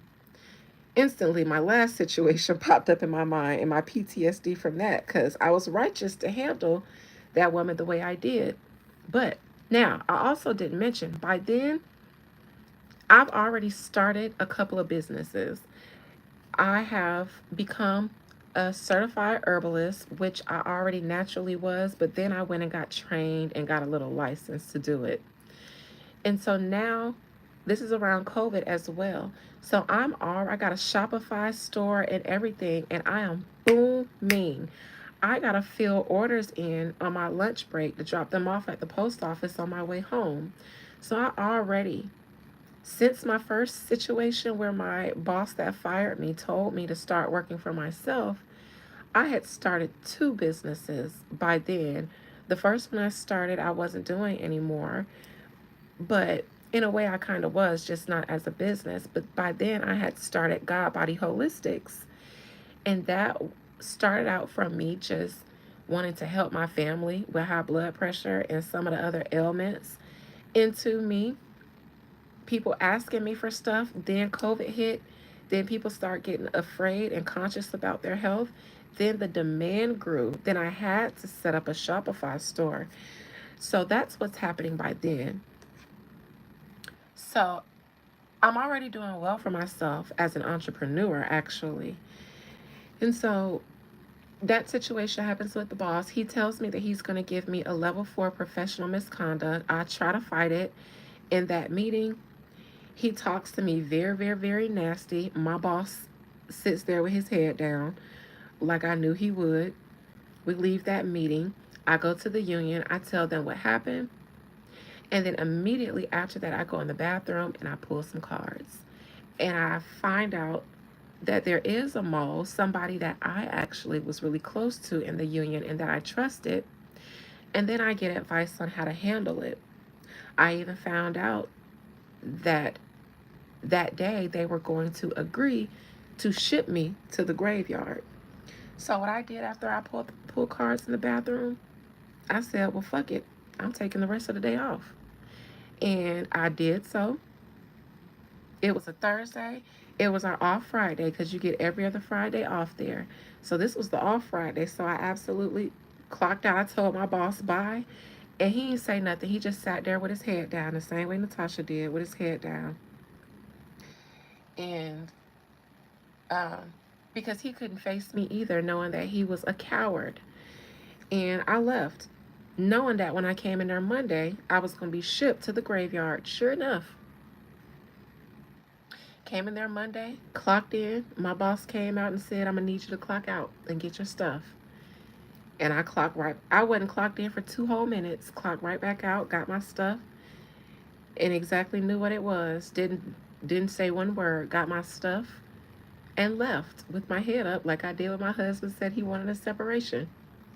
Went on, and he tried to talk. He tried to say sorry. He tried to say, they went over my head. He tried to explain that he was in a bind, Nate, and he couldn't be a good, strong black man and stand up for an employee who he knew was being railroaded. He couldn't fight for me like I was fighting for others. And so, and shoot, fighting for him too. Fighting the powers that be. Not just for me, but for his black ass too. His cowardly black ass too. But no. So anyways, I go over to that building. I start messaging on our company, message the union, letting them know what happened. They came over there immediately. We powwowed. Some of the ones who was really down for the cause, they were upset, but they was just like, I think they were a little bit disheartened too, about what happened, because they like, this is fucked up. And it's like, if it's happened to her, it's nothing we can do. It's nothing we will ever be able to do to change things. And even the Judas, I knew who the Judas was when I came back that Monday, because I could tell the one by my little powwow, the group of us. I could tell who was genuine, and I can tell who I knew immediately who the Judas was. I knew immediately. I knew immediately. He was the first one to try to hug me. And everybody know I ain't no hugging ass bitch. They knew I was ready to fight. So I wasn't sad. He tried to hug me. I knew instantly it was him when he tried to hug me. And so, cause I was like, I don't hug me, go hug him, because they got a problem on their hands. So y'all got 2 weeks to fix this. I gave the union a deadline. I told them. I didn't even ask them. I told them just like this with my trigger fingers and all. Y'all got 2 weeks to fix this, or I'm going to take matters into my own hands. And they already knew by dealing with me that I'm litigious, that I'm not scared, because we almost had to go on strike and I had to organize the efforts. What I did was I reached out to my mama's church and some other churches. I asked them if they would support the strike by donating food, giving people rides and stuff like that, setting up daycare for people kids, and they agreed. So I was already on my MLK shit. I mean, not my MLK, my Malcolm shit, and they already knew I was about that life. That's why they valued me. Just trying to do my job, making enemies along the way, doing what they begged me to do, doing a good job at it, and then making an enemy out of the man. So I told them, y'all got 2 weeks to get this shit, this professional misconduct off my record, get me out of building 4 and reinstate it back on my old program, or I'm taking matters into my own hands. Just like that. Straight like that. And they was like, bet we gonna do. I knew they wasn't about shit. So I was just quiet about it. I did my 2 weeks bid over in the graveyard. Did a lot of work because I heard a lot of horror stories about a lot of the shit that goes on under unsupervised eye over there, the things that they were able to get away with over there, some of the horror stories from people who got harassed, sexually harassed, some people who had no choice but to quit or lose their job after facing harassment and being too scared to tell. And the whole time I was there, I was telling the union, knowing they wasn't going to do shit, but it's the least I can do. All these people telling me stuff that they never felt safe telling nobody else in the union. I felt that was the only good thing about what happened to me, because I sent those stories of those people on the company I am. So they're always there, and if they're deleted, if they get subpoenaed somehow, some way, one day, then they have to bring them up. I was telling them all those horror stories as I got them, telling them everything, knowing they wasn't going to do shit, but I wanted there to be a paper trail, at least for those people. And I knew I wasn't going to be there for much longer. So I tried to do that for them because I knew that I was getting ready to quietly quit and then file a retaliation EEOC lawsuit. That's what the fuck I meant by take matters into my own hand. And I gave them 2 weeks. I did that bid, but I wasn't going to say nothing because I knew that if I told them I was going to quit, then they was going to try to hurry up and fix it. But I gave them 2 weeks and they didn't try to fix it. So I knew if I silently quit, if I tell them I'm going to quit, they was going to try to cover their trail of the bullshit that they was doing, not just then, but in that 2 week duration. There was a little bit of harassment going on towards me by that same manager because he wasn't supposed to be in the graveyard anymore. He had just got kicked out of it and sent to my program in the other building. Yet every day he's in the graveyard watching me. And I would email that too. Right now, da da da da da da da. He's right here looking at me, standing in front of the lockers, da da da da da da da da. And then the one girl who was about that life, the black girl, she'd come over there immediately. It'd take her about 20 minutes because you have to take a shuttle. But she'd come. Sometimes he'd still be there by the time, sometimes he wasn't, but she would come and try to catch it. And one time she did.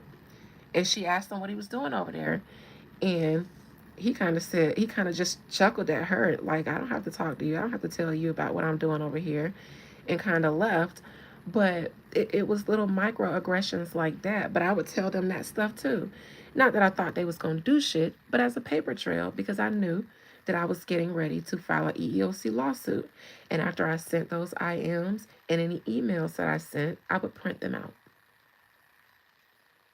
In fact, before I quit, and I knew that there was a mole, somebody that was leaking, that I investigated that man, I took my whole file and made copies of everything in my file and took it home. When my boss was trying to holler at me and I came to work and there was a little note asking me what's my phone number um, in his handwriting, I kept that too. I didn't know what I was going to do with it because that was like my first week at that job and he was already down my throat. But I kept that too. and it's on company stationery in his handwriting. But I never knew that I would be able to do something with that. But I was so taken aback by the fact that my boss was leaving notes under my desk when I would come to work, under the little mat under my desk. He left 3. I kept them all. I was so taken aback that I was like, this shit ain't right. I wasn't impressed by that. That man was 50 something. It was nasty. So I kept them just in case. Because I know a man like that who doesn't have enough discretion or discipline was going to get himself in a bind, Nate. I knew it. So I had all that shit. All my receipts. I don't do shit without receipts. I'm a smart bitch, okay? I might be new to it sometimes, but I be true to it at all times. And I stay strapped, like I said. So yeah, that 2 weeks went up. I gave him to my next off Friday. And I quietly finished that last Thursday. Got home, finished the whole day. People ain't even know I was saying bye to them for the last time. They thought I was saying bye to them for the week. Got home, rolled up, pulled up, smoked something, drank something, sent my resignation email. Then went on the EEOC website and filled out my complaint. That's what the fuck I did. So come Monday, when everybody in the union finds out that I resigned, because, word's gotten around now, they've had to send my resignation letter to my boss and my boss's boss. I get a text message, 10 o'clock. Sorry, I'm plugging up my charger. 10 o'clock that Monday morning. The Monday after I resigned, 10 o'clock that morning, I was making grits, eggs, and bacon for myself. I get a text message from Judas. The Judas in the union. Oh my God. I just found out. I just heard that you resigned. That's so crazy because we just got that professional misconduct taken off. He was saying it like it was a coincidence. What a coincidence. The same day that you resigned, and we find out it's the same day that we got that taken off of your record. Why'd you resign? I told you we were working at it. I told you that I got you, bro. I told you I got you. Why'd you resign? Yes, I'm shifting my wig. I feel like it don't be right. I feel like the more I talk, it shift. Why'd you resign, bro? I just got such and such to take it off. I said, don't worry about it. Y'all couldn't do it for a whole 2 weeks. So I told y'all, I take care of it. It's all good. Don't worry about it. Don't even worry about it. I got it. Because I'm like, why you should be cheering me on. But he wasn't. It was more like, what the fuck is she about to do? Because that's exactly what he asked me. After I said, don't worry about it, I took care of it like I said I would. I figured you guys couldn't. Because before I did that, actually the day before, that Wednesday, the day before I resigned, which was a Thursday, before they even knew I was resigning, I said, hey, any updates? I sure did. I said, any updates on getting that professional misconduct taken off? Since y'all know that was retaliation. And also, any updates on finding out how he found out that I was the one? And if that was a coincidence, y'all didn't go to the company and say, hey, there's a conflict of interest here. I think you guys need to reassign him somewhere else. No. Not at one time did any of them advocate for me and say, hey, something's not right. She just did this anonymous investigation against him. He becomes her boss as a reprimand. The first thing he did is reprimand her. That don't look like no retaliation. None. None. I asked them. I said, y'all, did any of y'all even schedule a meeting with the company to talk about it? Because I put it on paper. I filed a grievance. I did everything the way I was supposed to. Went to my boss, went to my union president, filed a grievance, and then let the union handle it. So he asked, so now what? What are you gonna do? And I stopped responding. I blocked him right after that. All I wanted him to know is I got it. That was the last thing he ever heard from me. I got it. I'll take care of it. What are you gonna do? Block so you can go tell? Now, this is the second time I'm at my altar. I'm on the floor in tears, in shambles. This is the last thing I need after the shell shock from that first experience. And I just got separated. Looks like it's headed towards divorce. I need this job. I'm in a bind, Nate. How I'm supposed to get on my feet, and I quit. On top of that, I quit on principle. I could have thugged it out. I could have just stayed working in the graveyard and made the best of it because a check is a check, right? But there was no way that I wasn't going to get fired because that's what they do in the graveyard. Because there's no one to save you in the graveyard. So they harass you until either you quit or you fuck up enough to get fired. And I cared enough about my resume and my professional reputation to just be out here getting fired for all these things like that I know that I didn't cause on my own. So I had to take a leap of faith. Now I had my business, so that kept me afloat, and it took me 90 days to land in an HR job. Didn't pay, it paid $1 less, but paid $1 less, and the benefits weren't as good, but it was just $1 less. It had benefits. And even though they couldn't pay me what I demanded in HR, they said, we can't afford that. We a small company. We ran by husband and wife and our kids. But what we will do, we'll build you an office. Because they were contractors before this. So they built me my own office from scratch. They built it. I had to work downstairs in the office, in the gift shop with the front office girls for 2 months while they built me an office. They built me an office and treated me very nicely. Very, very, very nicely. They gave me a lot of perks because they needed me and they knew they couldn't afford me. Some fancy pants from South Florida, but they wanted to give me what they could. And at the time, I needed it and I wanted to be working in HR again. So I took it. Plus, I already had my own businesses at the time because now I have clients as a woo lady. It's 2021, and from God Body, from me still having the people that I was dealing with in Fort Lauderdale, they still were dealing with me. But I was only dealing with a very small, I only had like 10 people that I would say were clients when I was in Fort Lauderdale.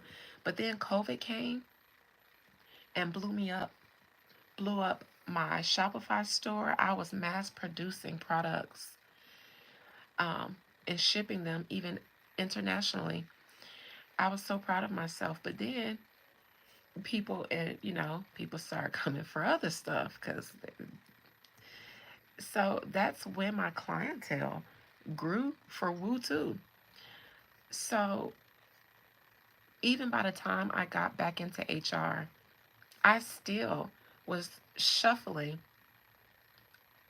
my 9 to 5 and my entrepreneurship, which from 2019 of my beginning and facing a couple of failures in between then and starting a whole new business, doing something completely different, and now making a profit, making money, and having to pay taxes. 2016 to 2020. So that's how long it took of me investing in myself before I got to the point where I was making money from it. But when it happened, it happened. COVID happened, and I know it was bad for the world, but 2020 was amazing for me. It was an amazing year for me. After 2019 of separation, that African came into my life in 2020, start making mama feel like she ain't felt in a long time, helping me get through the slumps of divorce and be, for the first time since I was a teenager, being away from my husband as a grown woman. Introduced me to trading options. I was making money. I was making thousands of dollars at one time off a couple hundred. Bitch, making money on my own business now after, trial and error. That situation happened with Lockheed, and I thought it was the end. For real. I did. I lost sight of the fact that I had already shifted into a new era of job, of my career. And this is before the world started to look like what it does now. So I had already let my spirits lead me and guide me. And I didn't know what it was going to look like then. I didn't know it was going to look like this now. But I followed the yellow brick road. I didn't even see the whole picture. I just saw enough to take the steps that were in front of me. And unfortunately, me doing what I'm telling you guys you have to do now from this Trump reading, I told you all of this to tell you why it's important now to start creating sources of income that depend on you and not the system. Because since my job is to see into the future and the past, and if I can't make out what I'm seeing, then sometimes spirits will be like, all right, let me show you. Since you can't see it, let me show you. So I had to live it. I got forced into having to create, and not even having to create. The creation was natural. I got forced into having to invest in myself because this was before the system start wholly falling apart. But for me, the falling apart happened first so that I'd be in a position to be able to tell you guys when everybody else started experiencing what I did, tell you guys how to navigate through it.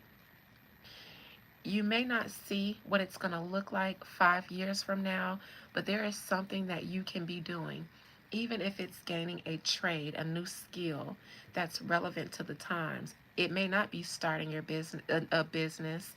It may be you may have something to give to the world as a service that can feed you back.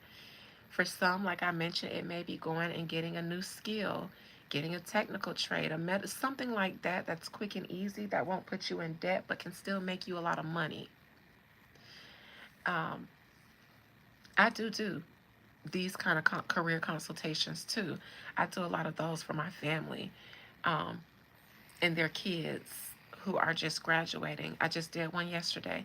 But do that. Now is the time, and actually the time was yesterday, because this is what everybody is currently under.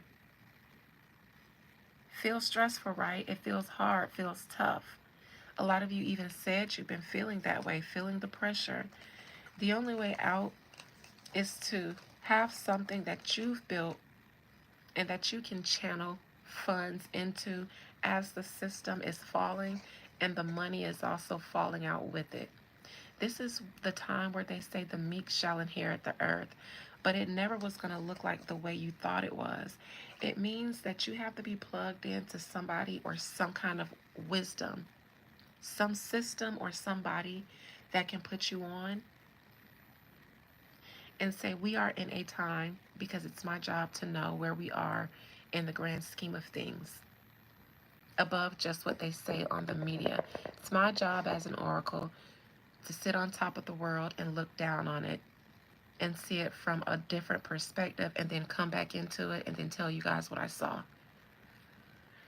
I'm a scam? Sure. Bye. Anyways, the time was yesterday, but it's not too late. The meek shall inherit the earth means that right now, power is being shifted. If the system has been hoarding all the money and the power from us lower people from all that time, then if we see the system being turned on its head, then its pockets are also upside down. As the world changes, it's an opportunity for you to be the next dot, dot, dot. Because the world as we know it will not go back to the world as we knew it. It will continue to change. So you have to be a visionary. You have to be an innovator. And all of us have a compass. You got to tap into yourself. Ask yourself, what is it that I have to offer? Not what I can do to make money. What is it that I have to offer? That's how you make money, and that's how you thrive instead of survive.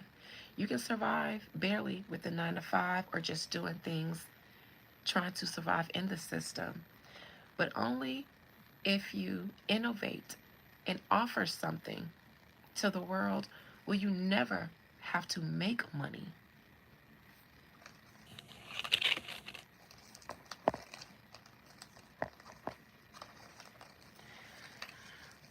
I said all that because, yes, there is a desire and attempt to forcefully deploy this new administration's militia and to create a militia out of the old police system. Now, you'll have some people that are on board with that. You'll have some even within the system that don't like what that means. And so the marathon continues. The fight continues. But they fight outwardly. We don't. Because we don't have the power to.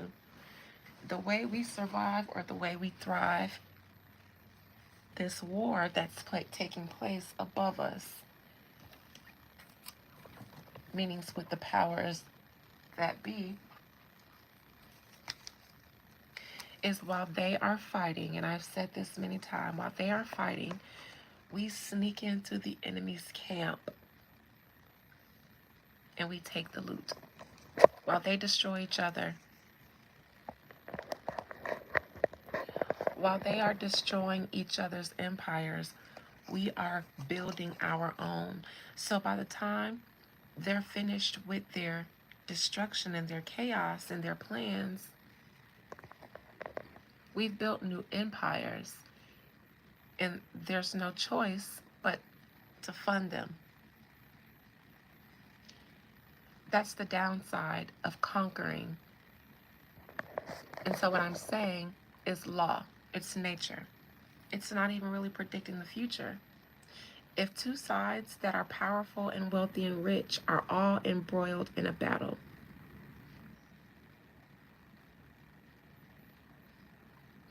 and if the innocent people who were once poor go into those empty storehouses, they take the loot and not just hoard it up for themselves, but build with it, do something with it. By the time they finish battling each other, we haven't just taken the loot and put it somewhere where they can come take it back, but we've already put it in rotation. We've started making the loot work, so it's not sitting idle. They can't come steal it back. Now, we've shifted dynamic because now they only have the choice to do business with us. If what we're doing is already fueling the new system, then no, they're not going to tear it down. Because they would be weakened after war. They would be weak. We would have empowered ourselves. We would be strong.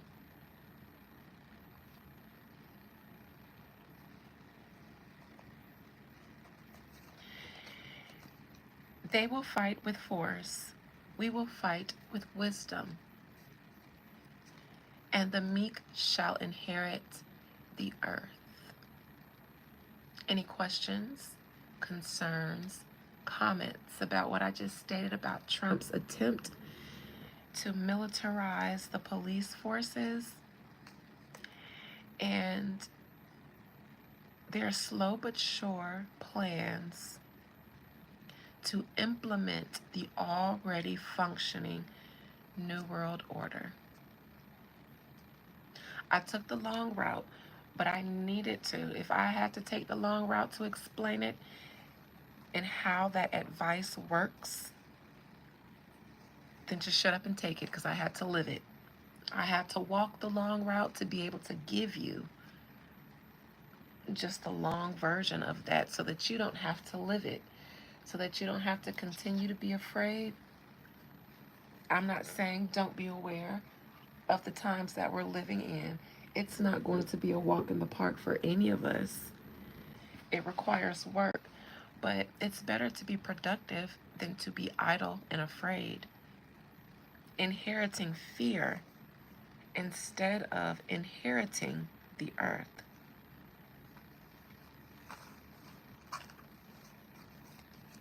I was going to also take a gander into Bill Gates.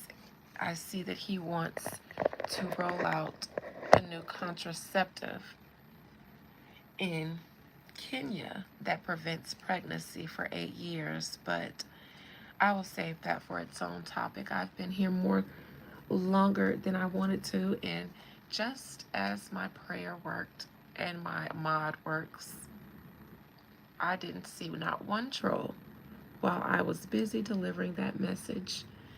Thank you to the spirits, and thank you to my mods who the spirits worked through. See how God works through you? I barely remember going through this entire message. Just completely out of here in the zone.